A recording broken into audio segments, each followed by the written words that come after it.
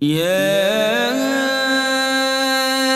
أيها الذين آمنوا اے ایمان والو، الحمدللہ رب العالمین والصلاة والسلام علی سید الانبیاء والمرسلین، اما بعد فاعوذ باللہ من الشیطان الرجیم، بسم اللہ الرحمن الرحیم۔ الصلاة والسلام علیک یا رسول اللہ وعلی آلک واصحابک یا حبیب اللہ۔ محترم ناظرین کرام، ہم موجود ہیں پروگرام اے ایمان والوں میں۔ اس پروگرام میں ان آیات پر گفتگو کی جاتی ہے جس میں اللہ تبارک و تعالیٰ نے اپنے بندوں سے یا ایھا الذین آمنو کہہ کر خطاب کیا ہے۔ آج ہم نے انتخاب کیا ہے سورہ نساء کی آیت نمبر 29 کا۔ اس آیت مبارکہ میں اللہ تبارک و تعالیٰ نے ذرائع آمدنی کے تعلق سے احکام بیان کیے ہیں۔ آئیے سب سے پہلے اس آیت مبارکہ کی تلاوت اور ترجمہ سنتے ہیں۔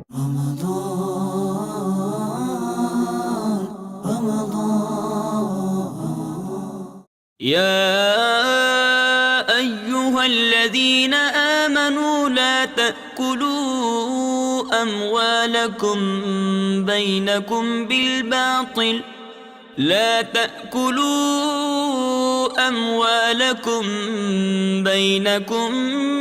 بالباطل إلا أن تكون تجارة عن تراض منكم ولا تقتلوا أنفسكم إن الله كان بكم رحيما۔ اے ایمان والو، آپس میں ایک دوسرے کے مال ناحق نہ کھاؤ، مگر یہ کہ کوئی سودا تمہاری باہمی رضامندی کا ہو، اور اپنی جانیں قتل نہ کرو، بے شک اللہ تم پر مہربان ہے۔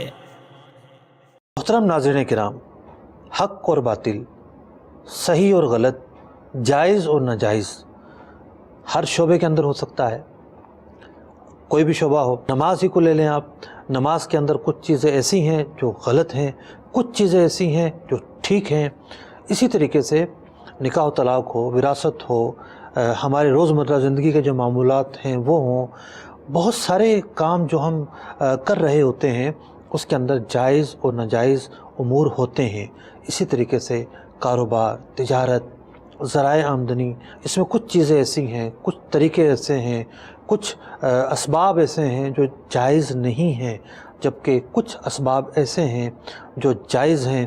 جو جائز نہیں ہیں ایسے طریقوں کو باطل بھی کہتے ہیں، حرام ذرائع بھی کہتے ہیں، اور جو جائز ہیں ایسے طریقوں کو جائز بھی کہتے ہیں اور حلال ذرائع آمدنی بھی کہتے ہیں۔ آئیے اس آیت مبارکہ کے ضمن میں کن نکات پر گفتگو کریں گے، پہلے ان کی فہرست ملاحظہ کرتے ہیں۔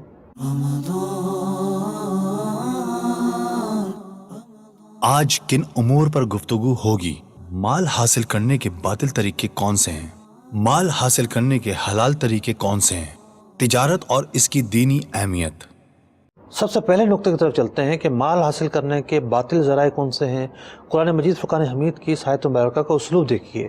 فرمایا گیا یا ایھا الذین آمنوا لا تأکلوا اموالکم بینکم بالباطل، اے ایمان والو اپنے اموال کو ناحق طریقے سے، باطل طریقے سے حاصل نہ کرو، الا ان تکون تجارتا عن تراض منکم، لیکن باہمی رضامندی سے جو تجارت ہو وہ ٹھیک ہے۔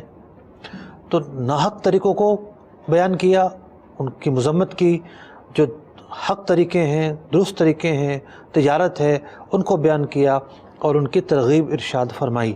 تو سب سے پہلے یہ دیکھتے ہیں کہ مال حاصل کرنے کے باطل ذرائع کون سے ہیں، ناجائز ذرائع کون سے ہیں، حرام ذرائع کون سے ہیں۔ اس کے اندر 6 بڑے اسباب میں عرض کرتا ہوں خلاصے کے طور پر۔ سب سے جو پہلا سبب ہے وہ ہے ظلماً مال حاصل کرنا، غاصبانہ تصرف کے ذریعے مال حاصل کرنا۔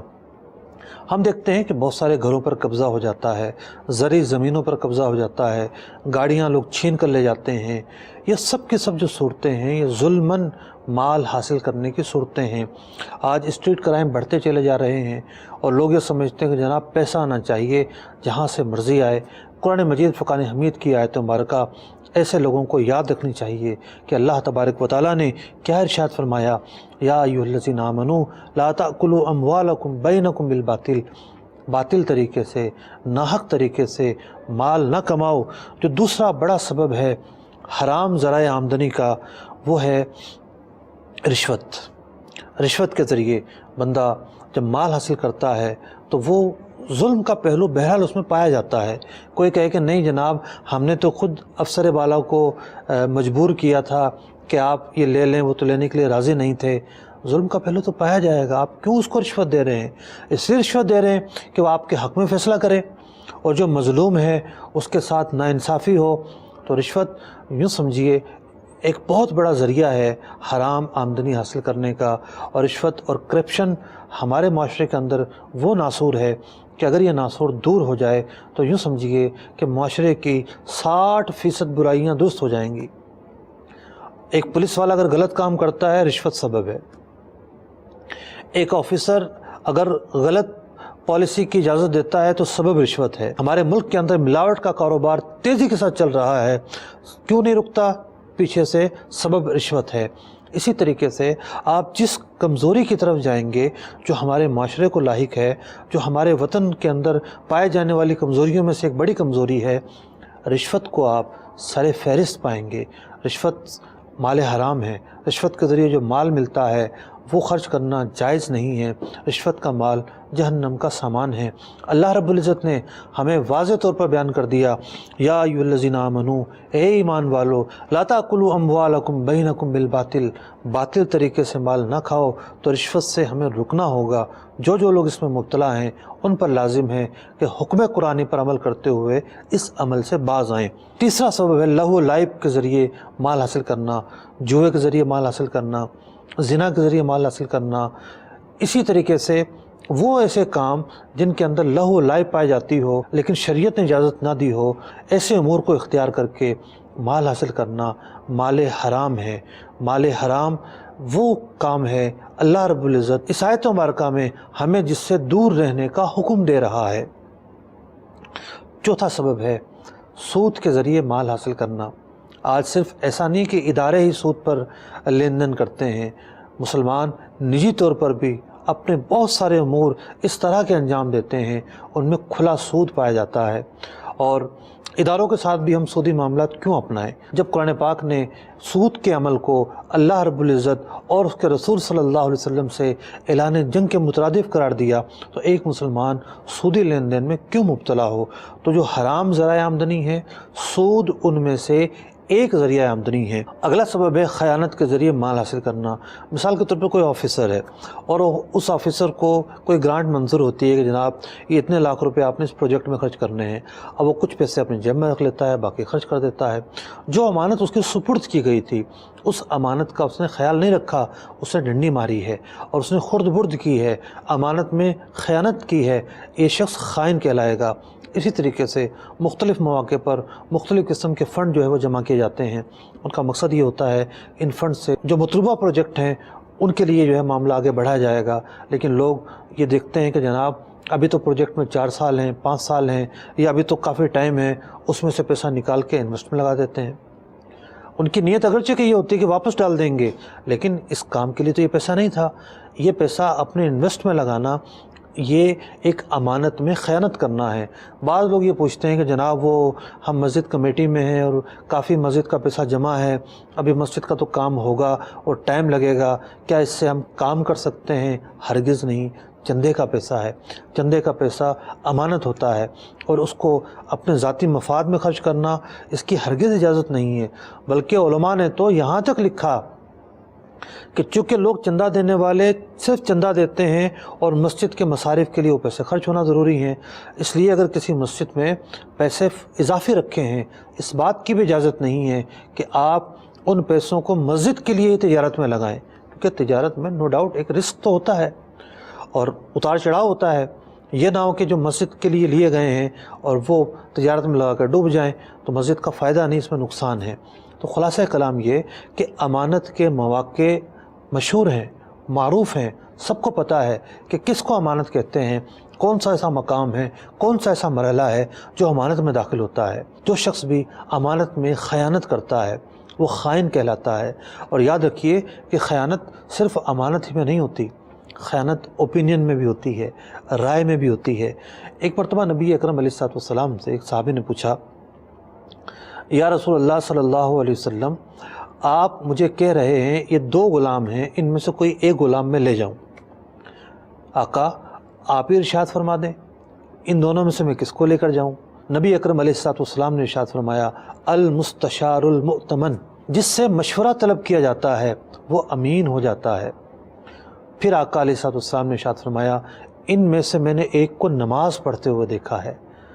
یعنی نبی اکرم علیہ السلام نے اس بات کو محسوس کیا کہ اب یہ معاملہ امانت کا ہے، اور پھر آپ نے امانت کو سامنے رکھتے ہوئے دونوں میں سے ایک کو افضل، بہتر، اعلیٰ کس وجہ سے ٹھہرایا؟ کہ وہ نماز پڑھتا تھا۔ تو اس سے دو باتیں ہمیں پتہ چلی، ایک تو یہ کہ رائے بھی ایک امانت ہوتی ہے، سوچ سمجھ کے دینی چاہیے۔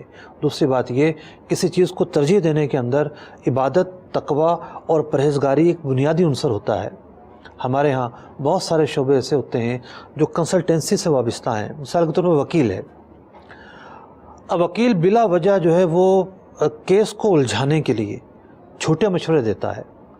اس کو پتہ ہے کہ جناب کیس بڑے سیدھے راستے پر جا رہا ہے، اور اسی راستے پر اگر یہ کیس چلتا رہا تو مسئلہ حل ہو جائے گا اور فریقین کسی نتیجے پر پہنچیں گے۔ لیکن وکیل صاحب سمجھتے ہیں کہ اگر ایسا ہو گیا تو کلائنٹ کم ہو جائیں گے، اس سے چونکہ مال آ رہا ہے تو وہ آتے رہنا چاہیے۔ تو بسا اوقات وکیل ایسا بھی کرتا ہے۔ سب وکیل ایک جیسے نہیں ہوتے۔ ہمارے ہاں ڈاکٹر کنسلٹنٹ ہوتا ہے، ہم اسے فیس دیتے ہیں، فیس کے بدلے وہ ہمیں اپنی رائے دینے کا پابند ہوتا ہے۔ لیکن اگر ڈاکٹر ایسا ہے کہ دوا 1000 روپے کی آ سکتی ہے اور 1000 روپے کی دوا سے مریض صحت یاب ہو سکتا ہے، لیکن ڈاکٹر کو پیچھے سے گفٹ ملنے ہوتے ہیں، انعامات ملنے ہوتے ہیں، سنگاپور اور ملائیشیا کے ٹورس ملنے ہوتے ہیں، تو ڈاکٹر تو ایک بیک گراؤنڈ میں کاروبار کر رہا ہوتا ہے۔ اور اگر کوئی ڈاکٹر اس کی وجہ سے مریض کو بجائے 1000 کے 2000 کی دوا لکھ کے دیتا ہے، اور جن دواؤں کی حاجت نہیں ہے وہ دوائیں لکھ کر دیتا ہے، تو یہ ڈاکٹر اپنے کام کے اندر خیانت کا مرتکب ہوتا ہے۔ تو خیانت کے ذریعے جو مال آئے گا، جس کا محرک خیانت ہوگا، جس کا سبب خیانت ہوگا، وہ مال بھی مال حرام کہلائے گا۔ آج ہمارے معاشرے کے اندر یہ کچھ وائٹ کالر کرائم ہیں جو بڑی ہی آسانی سے نظر انداز ہو رہے ہیں۔ ہمیں دیکھنا ہوگا کہ ہمارے معاشرے کے اندر کہاں کہاں کمزوریاں ہیں۔ جب اللہ رب العزت نے واضح بیان فرما دیا، یا ایھا الذین آمنو، اے ایمان والو، لا تأکلوا اموالکم بینکم بالباطل، باطل طریقے سے مال نہ کھاؤ، تو ہمیں جو درست طریقے ہیں وہ اپنانے ہوں گے۔ چھٹا طریقہ ہے تجارت کی ان شکلوں کو اختیار کرنا جو ناجائز طریقے پر مشتمل ہوتی ہیں۔ نبی اکرم علیہ السلام نے اپنی تعلیمات کے اندر بہت ساری جو تجارتی شکلیں ہیں ان کو حرام قرار دیا، ان کو ناجائز قرار دیا، اور مسلمانوں کو ان کاروباری شکلوں سے بچنے کا حکم دیا۔ وہ ہیں تو کاروباری شکلیں، ان میں کھلا سود نہیں ہے۔ سود لوگ یہ سمجھتے ہیں کہ اگر سود پایا جائے گا تو ہی کاروبار و تجارت حرام ہوگا، سود نہ پایا جائے سب حلال ہو جائے گا، ایسا نہیں ہے۔ میرا پی ایچ ڈی کا مقالہ اسی حوالے سے ہے کہ کاروبار اور تجارت کو کیا کیا چیزیں جو ہیں وہ حرام قرار دیتی ہیں۔ کاروبار اور تجارت کے تعلق سے تقریباً 40 ایسے بڑے اسباب ہیں جو ناجائز کسی کاروبار کو بناتے ہیں۔ سود ان میں سے ایک چیز ہے، لیکن اس کے علاوہ جو 39 چیزیں ہیں وہ ایک مسلمان تاجر کو سیکھنا چاہیے کہ کون سے ایسے اسباب ہیں جس کے تجارت کے اندر سٹے کو لے آتا ہے، جس کے تجارت کے اندر ایک حرام چیز کو لے آتا ہے۔ میں اس کی ایک مثال دیتا ہوں۔ ہمارے ہاں لوکل مارکیٹوں میں ایک کام ہوتا ہے کہ لوگ آتے ہیں سونار کے پاس، پوچھتے ہیں جناب آج سونے کا کیا ریٹ ہے؟ وہ کہتا ہے جی 50,000 روپے کا 10 گرام ہے اور 50,000 روپے کا چل رہا ہے۔ اچھا ایسا کیجئے میرے لیے 10 آئٹم بک کر لیں۔ تو وہ 10 گرام کے 10 آئٹم بک کر لیتا ہے۔ اب شام ہوتی ہے تو دوبارہ اس کے پاس آتے ہیں، جی کیا ریٹ ہے؟ وہ کہتا ہے جی 51,000 ہو گیا۔ اچھا ٹھیک ہے، 10 آئٹم بک کروائے تھے، 1,000 روپے کے حساب سے 10 ڈیل پر اسے 10,000 روپے بچے۔ 10,000 روپے سونار سے لیتے ہیں اور چلے جاتے ہیں۔ بیک گراؤنڈ میں کیا ہوا؟ اگر اس سونار نے 20 آدمیوں سے یا 50 آدمیوں سے اس طرح کا سودا کیا ہے، اول تو اس کے پاس سونا ہی نہیں ہے، دوسری بات یہ ہے کہ اس کا مقصود سونا بیچنا ہے ہی نہیں، وہ تو ایک سٹہ بازی کر رہا ہے، صرف نمبر اور فگر بک رہے ہیں۔ حقیقت یہ ہے کہ جب صبح اور شام کے ریٹ میں جو ڈفرنس آتا ہے، اگر وہ ڈفرنس اضافے میں ہو تو اضافہ وہ بندہ لے جاتا ہے، اگر کمی میں ہو تو دکاندار اس سے وہ پیسے واپس لے لیتا ہے۔ مثال کے طور پر اگر یہی سونے کا ریٹ 49,000 پر آ جائے تو ہوتا یہ ہے کہ وہ اب 1,000 کے حساب سے 10,000 روپے دکاندار کو دے گا۔ یہ تجارت نہیں ہے، یہ کاروبار نہیں ہے، یہ سٹہ بازی ہے۔ تو بہت سارے ایسے طریقے ہیں، ہو سکتا ہے ہم انہیں کاروبار سمجھتے ہوں، ہو سکتا ہے ہم انہیں تجارت سمجھتے ہوں، لیکن حقیقت حال یا تو وہ تجارت نہیں ہوتے یا پھر تجارت کی وہ بگڑی ہوئی شکلیں ہوتی ہیں کہ جن سے شریعت مطہرہ نے ہمیں منع کیا ہے۔ تو جب حرام چیز سے بچنا ہے، حرام کام سے بچنا ہے، حرام طریقوں سے بچنا ہے تو تجارت کا شریعہ کمپلائنٹ ہونا ضروری ہے۔ ایک مسلمان تاجر کی اس حوالے سے تربیت ہونا ضروری ہے۔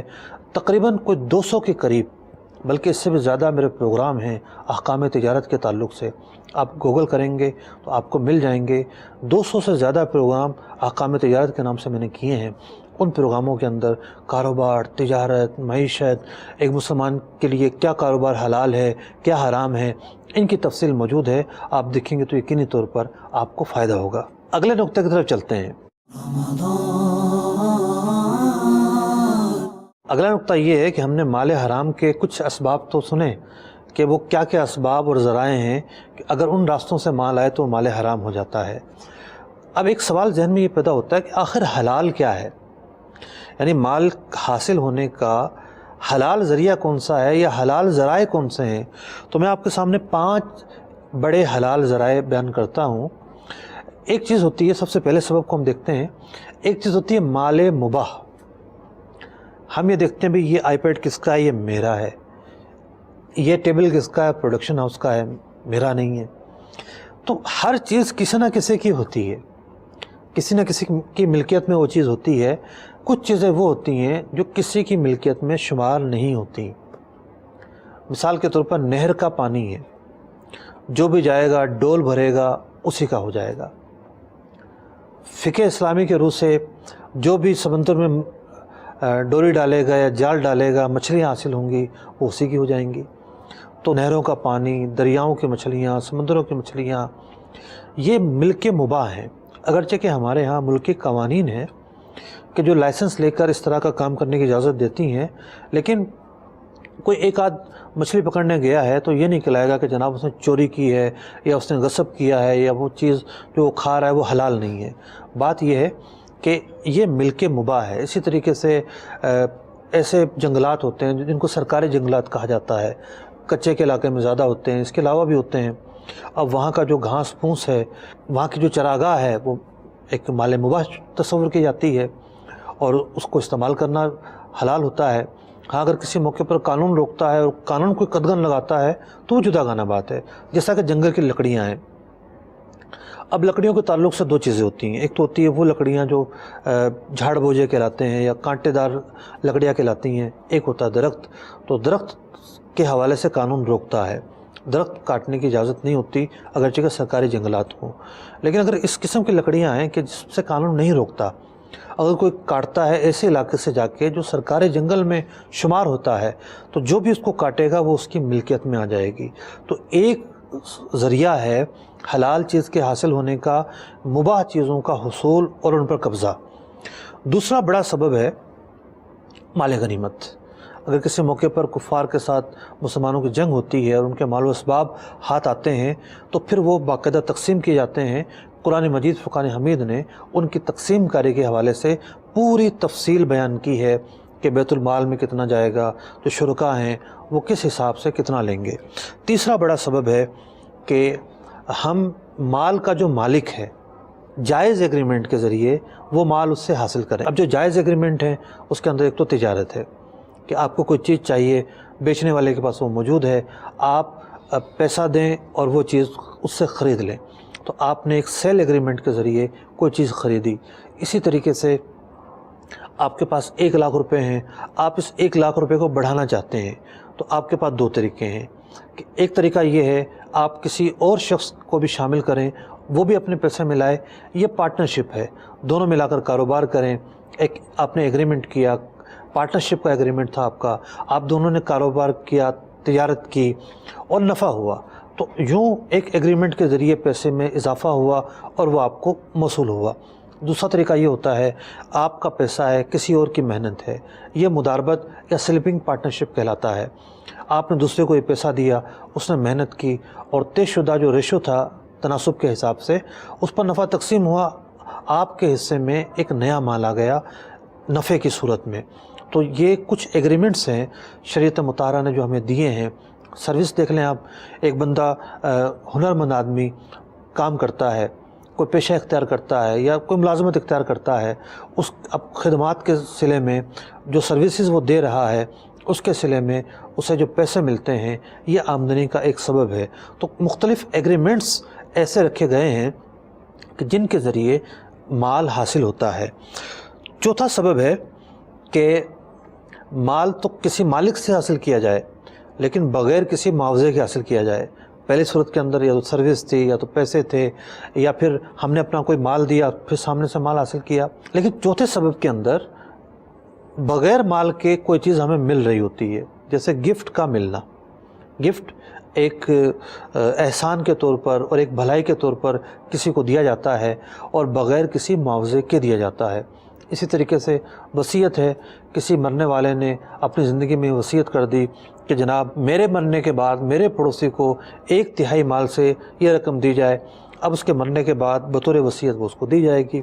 وصیت جو ہے وہ ان لوگوں کے لیے نہیں ہوتی جن کو وراثت سے حصہ ملنا ہوتا ہے، جیسے اپنی اولاد ہے ان کے لیے وصیت نہیں ہے۔ ہاں وہ رشتہ دار جن کو وراثت سے حصہ نہیں ملے گا، جیسا کہ پوتا ہے اس کے لیے وصیت کی جائے، نواسے ہیں ان کے لیے وصیت کر سکتے ہیں۔ تو وصیت کے ذریعے جو مال ملتا ہے کسی کو وہ بغیر معاوضے کے ملتا ہے، احسان اور تبرع کے طور پر ملتا ہے۔ پانچواں جو سبب ہے وہ بڑا ہی دلچسپ سبب ہے جس کو جبری سبب کہا گیا ہے، کہ بندہ بغیر کسی رضامندی کے اور بغیر چاہے کسی مال کا مالک بن جاتا ہے، یہاں تک کہ جو بچہ پیٹ میں ہے وہ بھی مالک بن جاتا ہے۔ جیسے ہی مورث کا انتقال ہوتا ہے، مثال کے طور پر باپ کا انتقال ہوا، اب جو اس کی اولاد ہے جیسے ہی باپ کی آنکھ بند ہوئی ہے فوراً اپنے اپنے حصوں کے مطابق اس مال کی مالک بن جائے گی، یہاں تک کہ اگر بیوہ کے پیٹ میں جو بچہ ہے وہ بچہ بھی اس مال کا مالک بن جائے گا، اور انتظار کیا جائے گا کہ وہ لڑکا ہوتا ہے یا لڑکی ہوتی ہے۔ لڑکا ہوگا تو لڑکے کے حساب سے اپنا حق پائے گا، لڑکی ہوگی تو اس کے حساب سے وہ اپنا حق پائے گی۔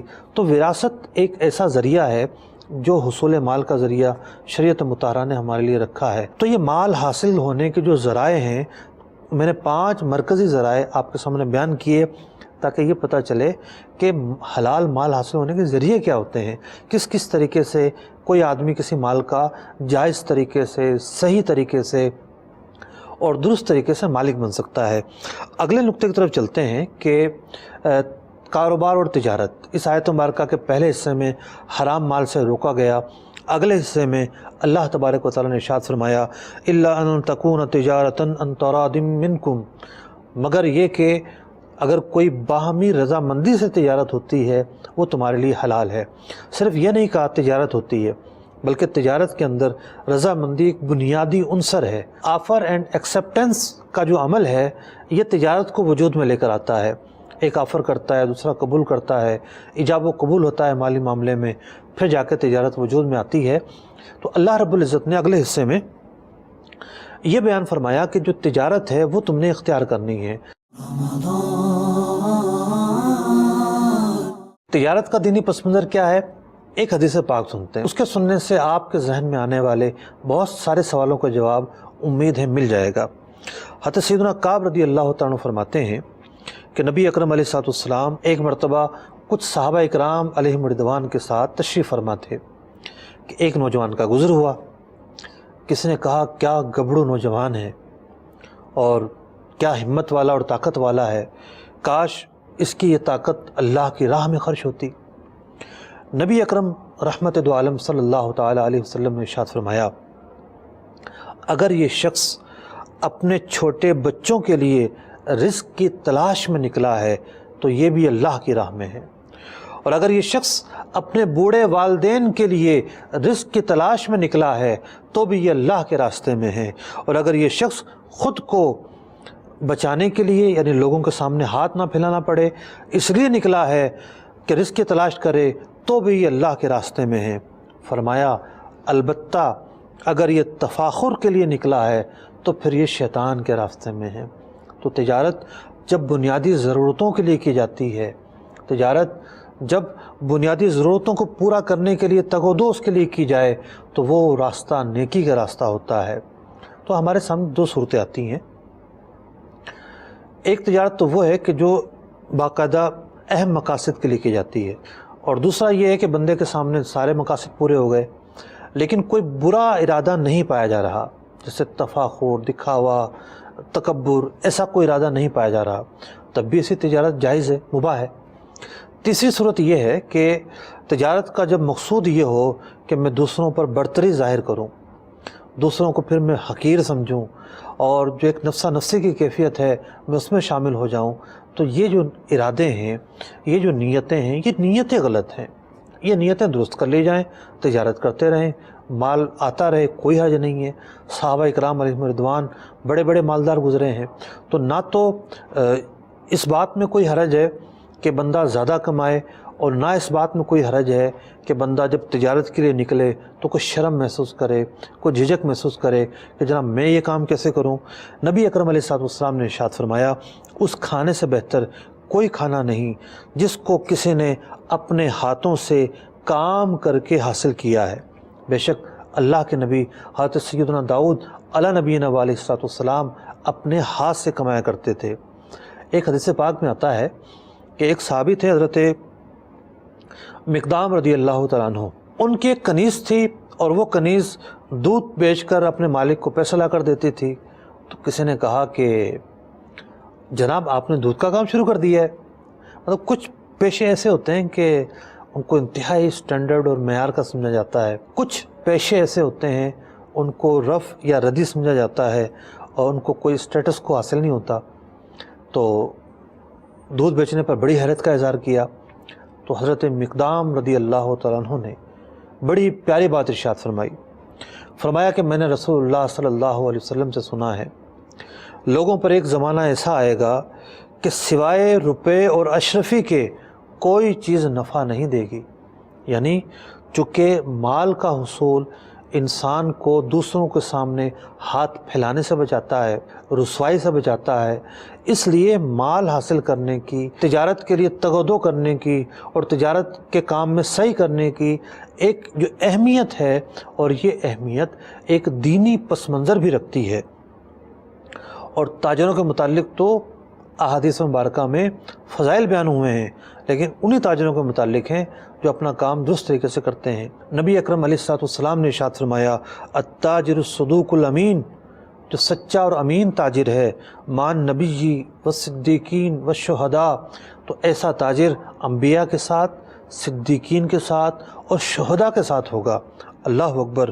ایک اور حدیث پاک میں ارشاد ہوتا ہے، نبی اکرم علیہ السلام نے ارشاد فرمایا ان اللہ یحب المؤمن المحترف، جو ہنر مند ہے، جو مختلف قسم کے پیشے جانتا ہے اور اپنا ذریعہ روزگار ان کے ذریعے کماتا ہے، اللہ تبارک و تعالیٰ اس بندے کو پسند کرتا ہے۔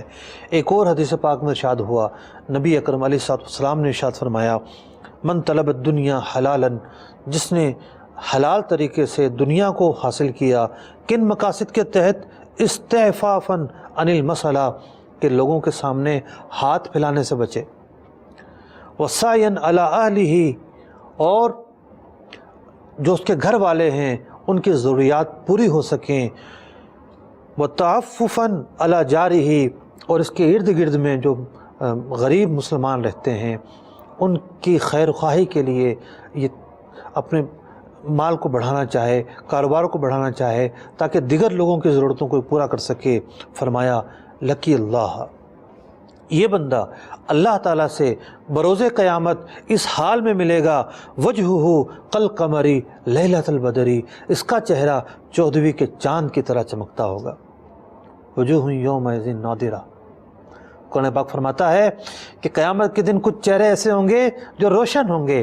تو ایسا تاجر جو حلال ذریعے کو اختیار کرے، اس کے سامنے نیک مقاصد ہوں، قیامت کے دن چمکتے چہرے کے ساتھ اللہ کی بارگاہ میں حاضر ہوگا۔ کیا بات ہے ایسے تاجر کی۔ تو آپ نے دیکھا کہ تاجر کے لیے کس قدر دینی فضائل ہیں، لیکن دینی فضائل اسی وقت حاصل ہوں گے جب یہ تاجر دینی تقاضوں کو پورا کرتا ہو۔ ایک حدیث مبارک آپ کے سامنے پیش کرتا ہوں۔ اس حدیث پاک میں تاجر کے حوالے سے ان چیزوں کو بیان کیا ہے کہ جو ایک مسلمان تاجر کو سامنے رکھنی چاہیے کہ ایک مسلمان تاجر کیسا ہوتا ہے۔ نبی اکرم علیہ الصلوۃ والسلام نے ارشاد فرمایا، بے شک سب سے پاکیزہ کمائی ان تاجروں کی ہے کہ جو بات کریں جھوٹ نہ بولیں، جب ان کے پاس امانت رکھی جائے خیانت نہ کریں، جب وعدہ کریں خلاف ورزی نہ کریں، جب کوئی چیز خریدیں اس میں بیجا عیب نہ نکالیں، اور جب چیز بیچیں تو بیجا تعریف نہ کریں، جب ان پر کسی کا کچھ آتا ہو تو دینے میں سستی نہ کریں، اور جب ان کا کسی پر کچھ آتا ہو تو وصولی کرنے میں سختی نہ کریں۔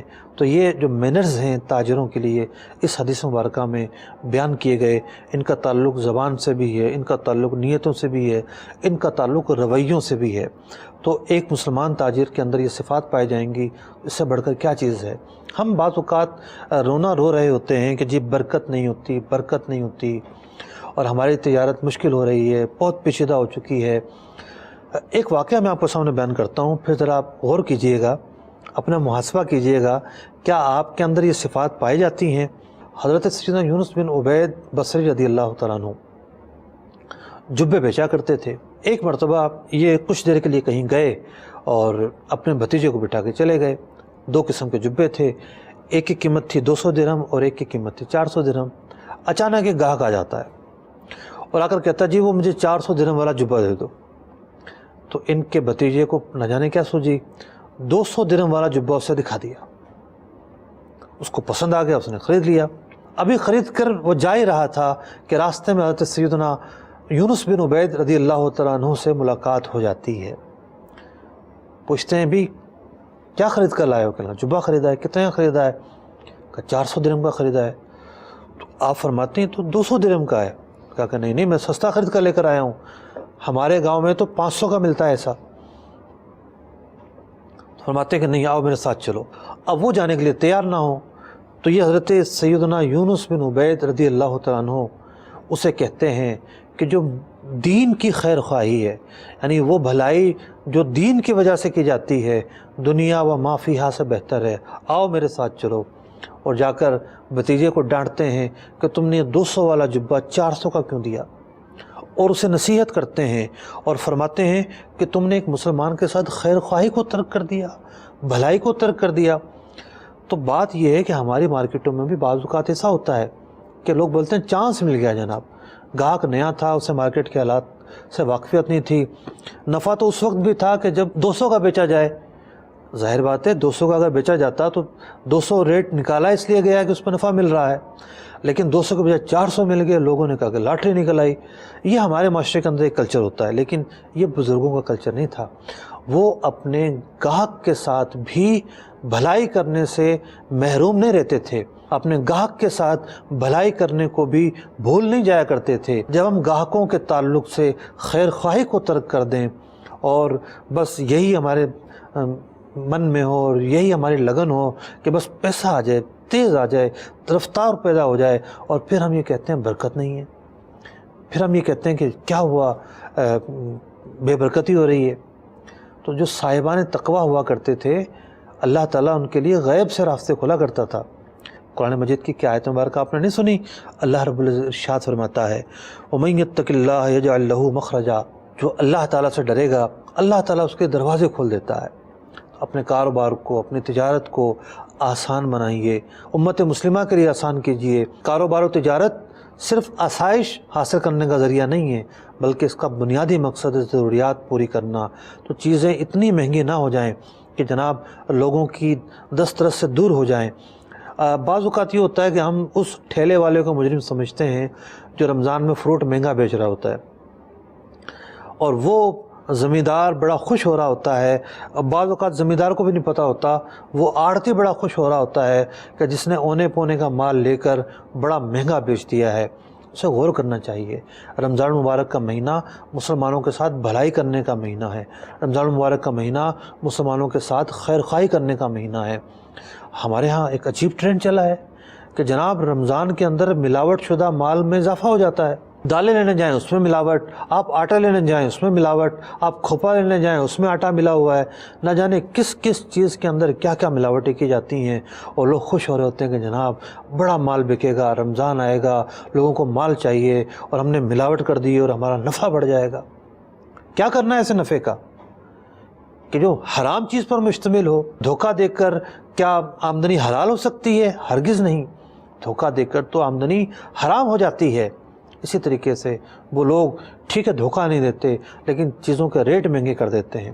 مہنگی چیز بیچنا جائز ہے، لیکن مسلمانوں پر خیر خواہی نہیں ہے، مسلمانوں پر احسان نہیں ہے، مسلمانوں پر بھلائی نہیں ہے، تو مسلمانوں پر بھلائی کیجیے۔ اور جو افراد ان جگہوں پر ہیں کہ جن کے کچھ کرنے سے کمی آ سکتی ہے، بہتری آ سکتی ہے، انہیں حرکت میں آنا چاہیے۔ اللہ تبارک و تعالیٰ آسانی فرمائے، امت مسلمہ کو آسانی نصیب ہو، اور امت مسلمہ پر جو تنگی ہے، جو دشواریاں ہیں، جو تکالیف ہیں، اللہ تبارک و تعالیٰ نے دور فرمائے۔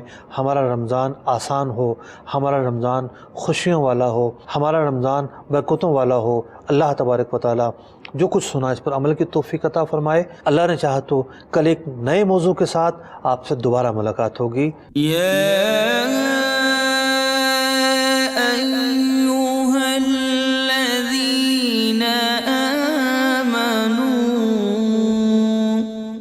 اے ایمان والوں،